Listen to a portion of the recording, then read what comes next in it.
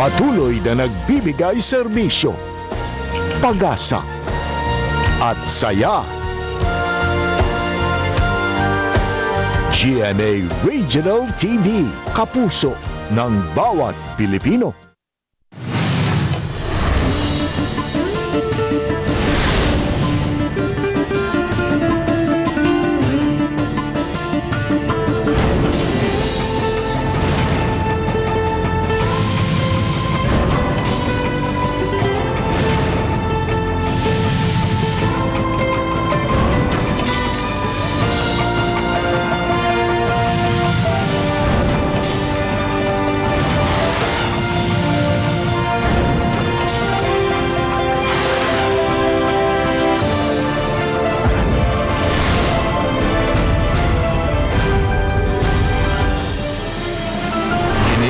GMA Regional TV, Balitang Bisdak.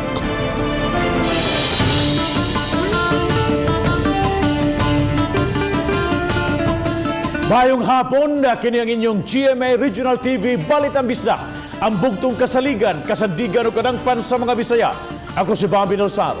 Nga maghatod sa labing dako ug mga nagunang balita nga mahinungdanon sa Central ug Eastern Visayas. Ako si Alan Domingo. Ako si Cecil Kibod Castro, live si GMA Complex sa Dakbayan sa Sugbo.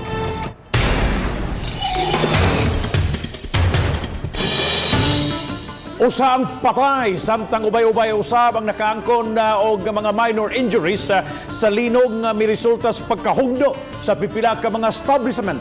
Kini human masinati ganayang buntag ang 6.6 magnitude nga linog sa lalawigan sa Masbate. Nasinati usab sa Kabisayan ang pagtayog sa maong linog. Ang dugang detalye sa report ni Femery Dumabo. Ang 6.6 magnitude nga linog nga nabatyagan sa Bicol Region o ubang parte sa Kabisayan, ilabi na sa lalawigan ug syudad sa Masbate pasado alas 8 kaganiyang buntag. Nikutlog gyud sa kakinabuhi sa lungsod sa Katayngan. Mato ni Jovel Coracha, ang operations head sa Katayngan Municipal Disaster Risk Reduction and Management Office, nga gisulayan paunta nila pagluwas ang biktima gikan sa nahagsa nga balay niini apan patay na siyang naugkat. Pipila ka mga balay o commercial establishment sa barangay Poblasyon, Katayngan sa Masbate ang nahugno. Yung sa mga infrastructure naman natin, ma'am, may mga gumuho po talagang gusali, may mga gusaling hindi na pwedeng pasukin kasi po ma'am talagang anytime or by aftershock pwede po siyang bumigay din po. Nang liki usab ang mga dan, lakip na ang parte sa pantalan. Na mga mulupyo ang nakaangkod og minor injuries. Sa pakiginabi sa GMA-RTV Balitang Bisdak, gitugan ni Coracha nga naalang sa open space o sa gawas sa mga panimay ang sagad sa mga mulupyo. Sukad ka ganiyang buntag, moabot na sa 20 nga to sa 30 ka mga kusog-kusog nga aftershocks ang ilang nasinati. Yung mga tao po natin, ma'am, yung mga tao is hindi po muna bumalik sa bahay po nila, ma'am. Kasi maya-maya po may aftershocks pa po kami nararamdaman dito, ma'am. Suma pa, usa kini sa labing kusog nga linog nga nabatyagan sa Masbate. Ang Katayngan grabe nga napektuhan sa linog. Apektado usab ang mga silingang lungsod sa Palanas, Placer, Esperanza ug PUV Corpus. Uban ni Cleofer Lumayag, ako si Femery Dumabok. Balitang Bisdak. Samtang ang Fevers Visayas sa pasabot nga nasinating pagtayog dito sa Sugbo, pinisik lang sa pagtayog dito sa Masbate o dili konektado sa fault nini. Si Luan Mirondina sa report. Alas 8:03 ganihang buntag, nasinati ang 6.6 magnitude nga linog sa Katayngan, Masbate. Matod sa FIVOX, tectonic ang origin niini. Ang pagtayog nasinati usab sa pipila ka mga dapit dinhi sa Sugbo. Intensity 4 ang downtown area sa Cebu City, ilabi na sa reclamation area. Apan intensity 2 lang sa uptown Cebu City, Mandawi ug Talisay City. Gipasabot ni Robinson Horjo, seismic observer sa FIVOX Visayas, nga ang nasinating pagtayog dinhi sa Sugbo pinisik lang nga epekto sa linog sa Katayngan, Masbate. Ang intensity magbase po na depende sa imong ground, structural ground, structure sa imong ground. Kung naka sa mga supplier, posibleng taas kag intensity. Taas kag intensity kay taas kag period sa imong variation. Iyang i-amplify ba ang imong ground lihok. Ang mitay og nga dapit gikatahong nagsubay sa Philippine Fault Zone. Kini na ang labing kusog nga pagtayog nga nasinati sa Masbate sukad niadtong 2003. Kanang Masbate, na diha nagagi ang Philippine Fault Zone. Nagikan sa Luzon, Southern Luzon, nagigi Masbate, Island, sa Leyte, dito sa Mindanao. Muna yung pinakalongest nga fault sa Philippines. Wala hinoy tsunami alert nga gipagawas ang PHIVOLCS nunot niini. Alauna 15 kaganihang hapon, nakatala ang PHIVOLCS og 29 ka mga aftershocks. Ang mga kusog-kusog nga aftershocks natala ganihang alas 8:23 ug alas 9:49 nga miabot sa magnitude 3.8. Uban ni God Ferrilien, Luan Merondina, Balitang Bisdak. Mga malupyo sa Kainta, Purok 3 sa Barangay Puok, Dakbayan sa Talisay, nag-anto sa duha ka semana nga pagbanaw sa baha sa ilang dapit. Ilang itumbok ang naglibot nga mga development nga nakabara sa lutsanan sa tubig. Si Chelo Valiana sa report. Sukad bibudak ang kusog nga uwan, duha ka semana na ang milabay, gibahaan na usab ang ilang dapit. Ang panimay ni Lito Manigos, usa sa 12 ka panimay ang apektado sa baha sa ilang lugar. Sa 32 ka tuig na nilang nanimuyo sa dapit, kini ang grabing pagbaha nga ilang nasinati tungod sa nahitabong kalambuan. Kani gidiri mo gini agian ang gidiri sa tubig na latanon gyud sa ka dito sa sa kanal. Nagtinambangay na lang sila pagkabkab sa dapit aron lang adunay kaagian sa nagpundong tubig. Laos ang tubig. Tungod na sila na nagipang abunuhan nawa na di nagyud dugay na kay mohubas. Kanihang buntag, nakiktigom si Mayor Samsam Gulyas sa mga developers sa Dakbayan aron mahisgutan ang suliran sa pagbaha. Usa sa nasabutan mao ang pasalig sa mga developer nga atimanon ang drainage sa kasikbit nga mga subdivision nga ilang giugmad. Idugtong kini sa ubang drainage sa ubang subdivision. Gipahibaw sa mayor ang city engineering maoy muandam sa plano aron mapatuman kini. Nasabutan usab ato sa tigom nga abagahon sa mga developer ang pagpalambo sa tagsa-tagsa nila ka drainage. Uban ni Renante Quiñones, Chelo Valiena, Balitang Bisdak. Ning matag karon ug unya nga pag-uwan-uwan, mas may grabe usab ang sitwasyon sa baha sa Sitio Superior, Barangay Luok, Mandawi City nga taud-taud nang gimo sa mga residente. Gipasalig hinuon sa syudad nga aduna nay aksyon nga himuon sa maong lugar. Ang report ni Nico Sereno.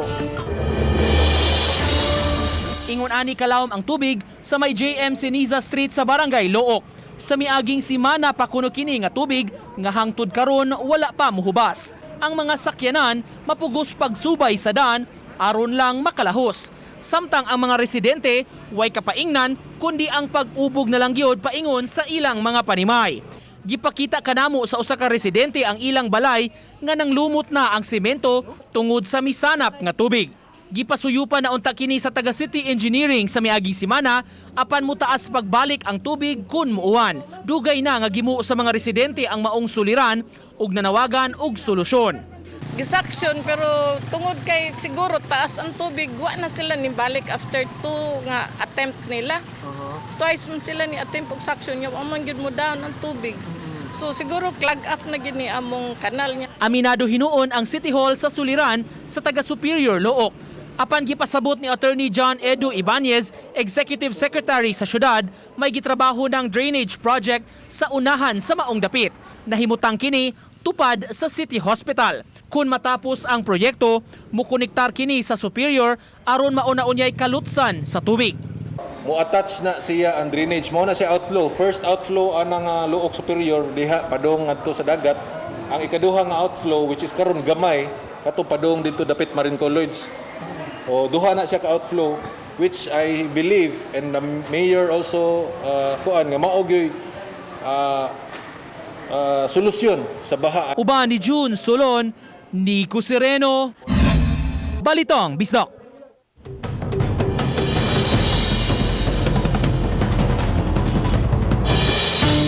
34 ka mga barangay sa Dakbayan sa Sugbo ang gideklarar nga COVID-free na at tungod sa manampuson nga pagpakgang sa virus. Samtang nga labing ubos nga COVID case natala sa Cebu City. Ano ang report? 7 na lang kabagong kaso sa coronavirus o COVID-19 ang natala sa Dakbayan sa Sugbo nga mao'y labing ubos sukad miborot ang COVID case sa syudad. Tungod usab kini sa hinuusang paningkamot sa kagamhanan o sa katawhan nga magahawas gikan sa pagkuyanap sa kagaw. Sa data sa Department of Health, aduna nalay 1,389 active cases ang Cebu City.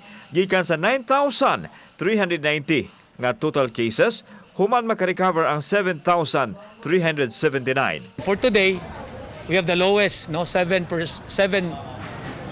rakabok ang atong nag-positive. But it's not time for us to be complacent. The more na noon nga, we have to be vigilant.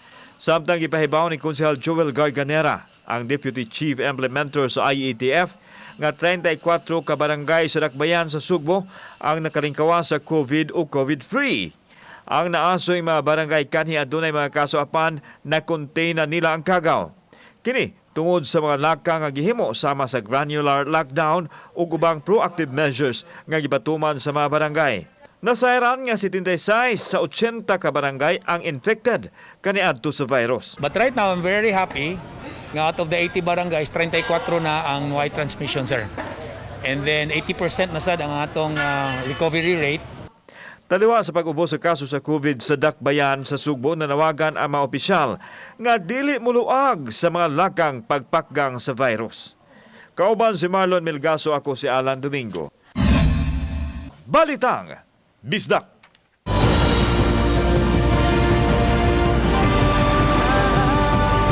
Kini ang GMA Regional TV Balitang Bisdak.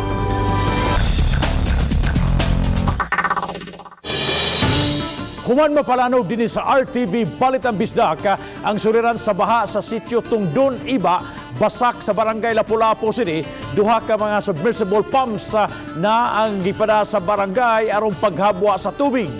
Si Luan Mirondina sa iyang live report. May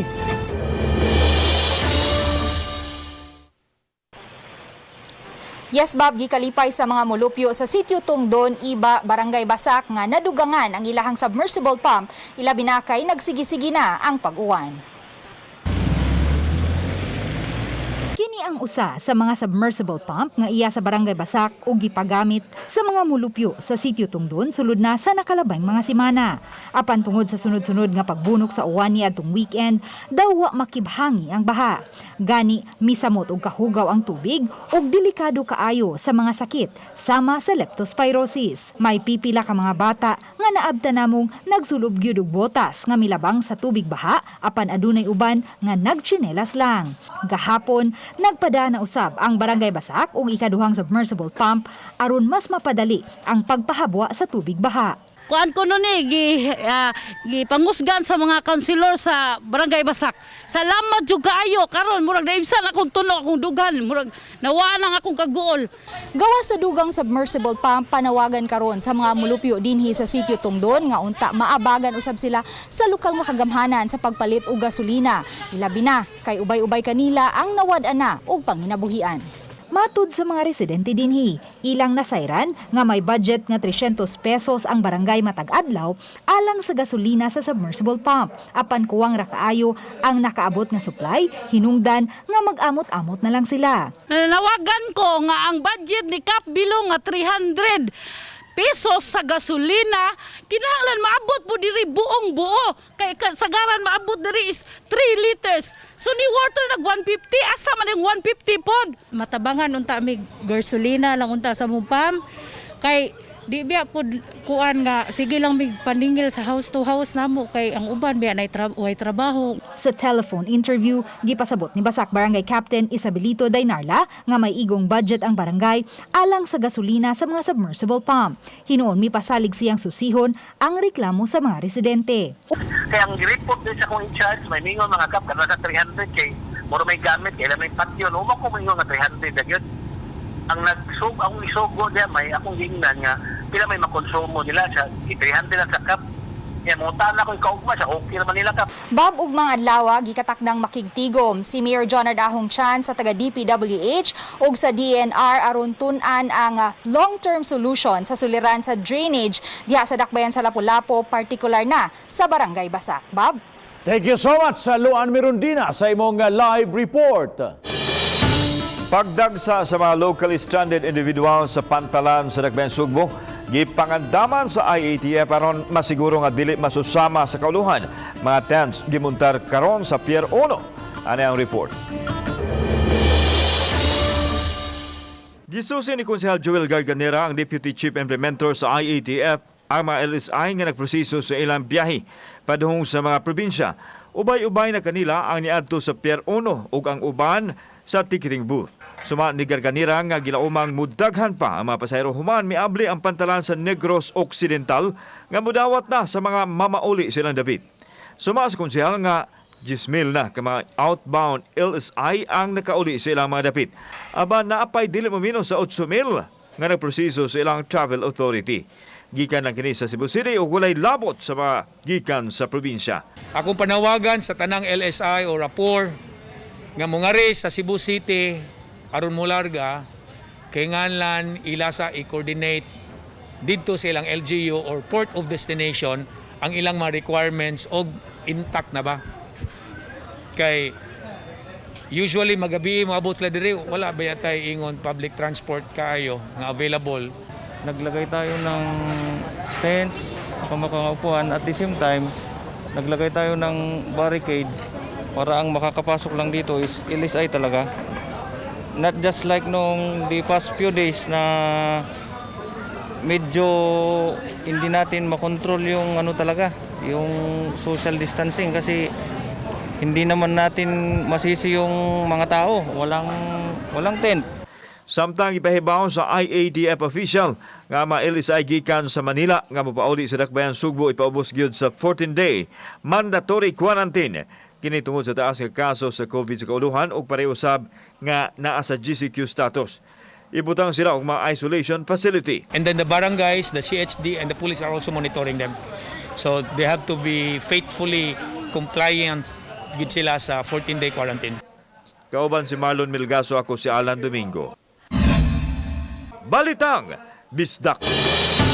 Nagpositibo sa COVID-19 ang usa ka taekwondo instructor nga taga Barangay Poblasyon Bindoy, Negros Oriental. Walay history of travel ang 48 anyos nga lalaki nga gituhuang natakdan sa iyang mga kliyente isip collector sa usa ka life plan company. Gisusi pa usab kun nagpadayon ba kini sa pagpanudlo og martial arts. Matod sa Provincial Health Office, nagluya ang mong pasyente apan di magpada sa hospital. Hinungdan nga gi-isolate siya sa ilang pinuy-anan.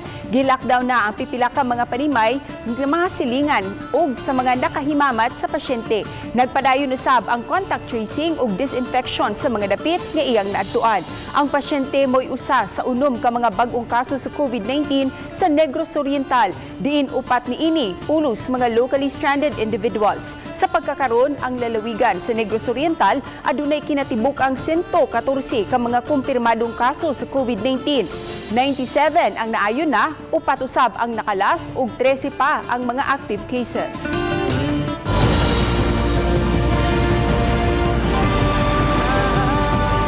Kini ang GMA Regional TV Balitang Bisdak.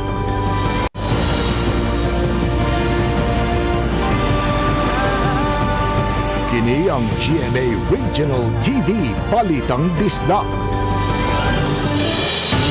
Sa Mandawi City, gipabadayan na og mga pulis sa mga branches sa money remittance centers nga gipursisukan karon na sa mga mo-claim sa subsidy sa Social Amelioration Program CONSAP. Ang report ni Nico Cirino. Dagsa gihapon ang mga tawo nga miadto sa mga accredited money remittance centers aron mo claim sa SAP subsidy. Ikaduhang hugna kini sa hinabang sa gobyerno taliwa ni ining pandemya. Kini usa ka enforcer nga na-assign sa barangay sentro mitabang na lang paghapsay sa linya sa mga tawo. Mag-alas 12 kaganiha, mag-apod-apod na unta og dugang priority numbers ang manager sa establishmento apan wa una gidayon kay mag-ilog ang mga tawo. Pero na sila kanang kwarta pero ang problema ang kuan ang kanang hinay ang internet sir ba hinay ang internet ba nya ang ako sa tabang na sani kay party man sa mong trabaho nga mag-assist sa mga tao sa social distancing. Gipangunayan sab kaganiha sa kapulisan sa MCPO ang pag-inspeksyon sa gidagsa nga mga money centers. Higpit nila nga gisusi kung natuman ba ang physical distancing sa mga tao. Matod sa hepe sa Station 1 sa MCPO, may mga pulis na nga gideploy sa maong mga establishmento, gawas pa sa pag-abag sa taga City Legal Enforcement Unit ug mga tanod. Ang mga tao, pamangina nga, pag dili mo follow sa atong physical distancing, sa atong health protocols, mapugos kini pagkuhan ninyo kanang mukuan mi nga dili lang sa ipadayon ang kuan distribution kay di man mutuman. Pero karon ganina okay naman, ano man naman ang mga tao. Uban ni June Solon, Nico Sereno, Balitang Bisdak. Duha ka sunod-sunod nga 0 case sa COVID-19 sa Dakbayan sa Talisay. Gikalipay sila mga opisyal. Apan, sa gihapon, ilang itataw nga dili sila ngayang mukumpiyansa sa gipatumang health protocol. Si Chelo Valiana sa report. Alang kang Talisay City Health Officer Dr. Lino Alanzado, maayo na kaayo ang duha ka sunod-sunod nga mga adlaw nga way nagpositibo sa Dakbayan. Sa 80 ka taga Dakbayan sa Talisay nga napaubos sa swab test sa Vicente Soto Memorial Medical Center sa miaging Domingo ug laing 19 sa miaging Lunes, nagnegatibo ang tanan. Sa labing awahing talaan sa Talisay City Health Office, aduna nalay 51 ka mga active cases sa COVID-19. Sa 810 nga confirmed cases nga natala, 667 na niini ang nakarecover. 51 usab kanila active cases pa. Alang kang Alanzado, maayo na kaayo ang mga adlaw nga wide nagpositibo. Apan alang kang Mayor Samsam Gulyas, mas maayong higpit gihapon kaayo ang pagpatuman sa health protocols. Hopefully may tanga kuan. Kanang sakto mao na gini ang trend niya ba kung naman ganing ginagmay ra. We can't promise that there will be no more cases, but what we can say is that if ever na ay cases na maabot, is that our contact tracing teams are there and we will isolate them from the community. Samtang sa COVID-19 bulletin sa Department of Health sa Region 7, alas 5 kagahapong adlaw moabot pa sa 63 ang active cases. 670 usab niini ang total recoveries. Moabot na usab sa 84 ang nakalas itandi sa 83 kagahapon. Musumada na usab sa 817 ang confirmed cases. Uban ni Renante Quiñones, Chelo Valiena, Balitang Bisdak.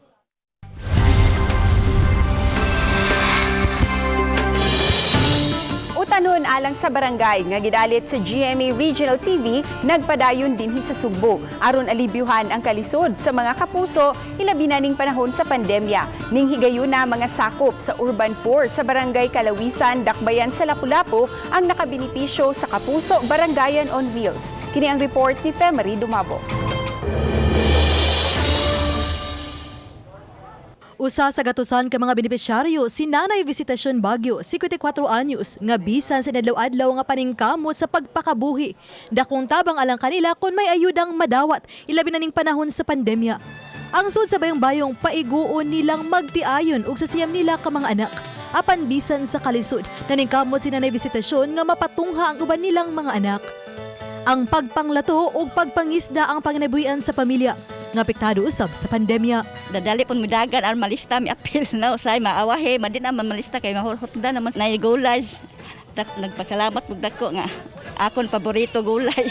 Si Nanay Visitasyon ug mga silingan mapasalamaton kaayo sa GMA-RTV sa mga partner nga pribadong organisasyon, kumpanya, kapulisan ug local youth development sa pagdalit sa mga bag sa mga utanon, face mask ug mga face shield. Lipay kaayo kay dakong tabang nampod ni para namo. Pasalamat sa GMA no sa Kapuso tungod kay lipay ta nga ang mga kaigsunan dinhi sa Barangay Kalawisan labi na sa duha ka Urban Poor Association ang Kalawpa 1 ug Kalawpa 2. In fact, grabe ang kalipay sa ang mga bag sa mga utanon kinasing-kasing nga giandam sa mga naglangkop sa GMA-RTV Balitang Bisdak o GMA Regional TV Live alang sa taga Barangay Kalawisan. Uban ni Cleofer Lumayag, ako si Femery Dumabok.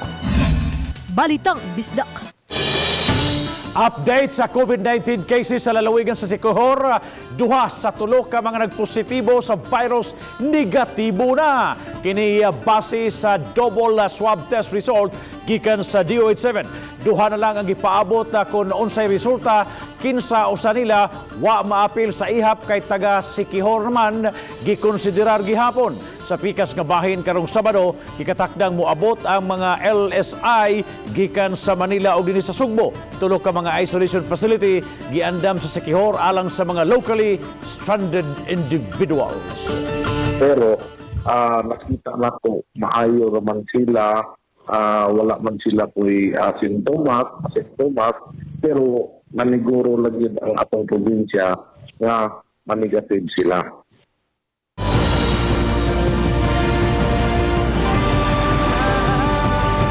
Kini ang GMA Regional TV Balitang Disda.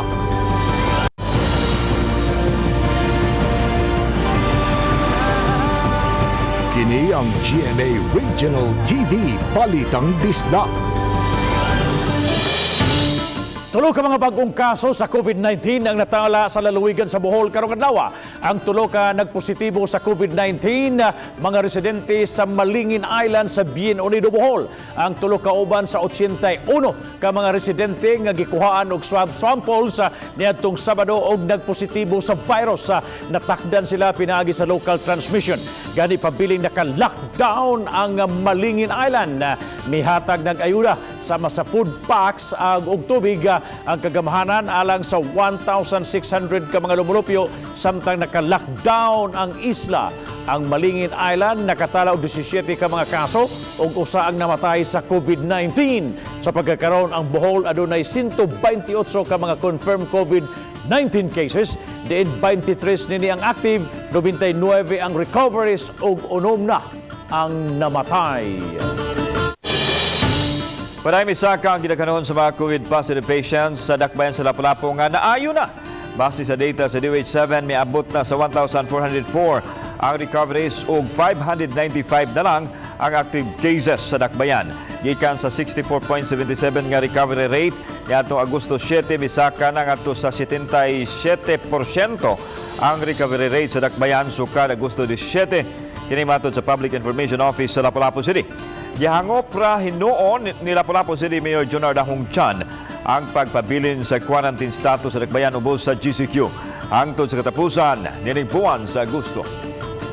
Siguro after this month of August, no, makita sa IETF na ma-MGCQ na ta, no. Ato ginang gipahingusgan, wa ginato na pasagdi ang ato ang contact tracing. Nagbangutan karon ang taga-barangay Tipolo, Mandawi City sa kamatayon sa ilang barangay kapitan. Mitaliwan kagahapon gumikan sa komplikasyon sa lawas si Kapitan Romana Quizon. Na ospital siya sa wa pa kini mahitabo. Gumikan niini naka-half mask karon ang bandera sa barangay hall.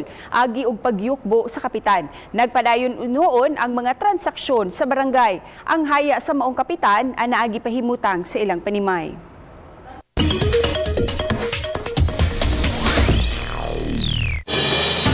Talisay City Health Office may pasalaan sa mga talisay nun nga magbantay-bantay ning panahon sa tinguan na posibleng pagtumaw na usab sa kaso sa dengue. Matod ni Dr. Lino Alanzado, Talisay City Health Officer nga nagasugod ng panahon sa tinguan ug musaka na usab ang mga kaso sa dengue. Subay nini nakadawat og mga taho ang Talisay City Health Office kabahin sa mga bata nga gitakbuyan sa dengue. Apan wa sa dihang ila kining gisusi.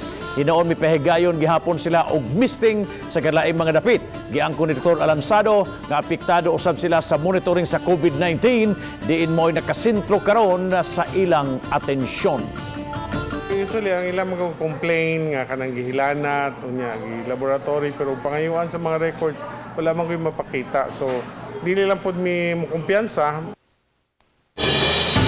Hapit na mahingpit ang bidding sa dakbayan sa Talisay aron mapalit ang mga photocopier, printer o ubang supply nga magamit sa modular learning.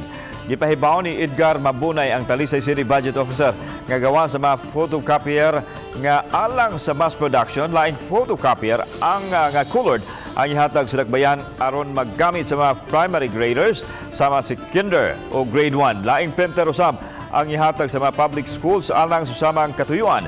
40 milyones pesos ang nagastos pagpalit alang sa unlimited bond papers, ink, printers ug photocopiers alang sa 44 ka mga public, elementary ug high schools.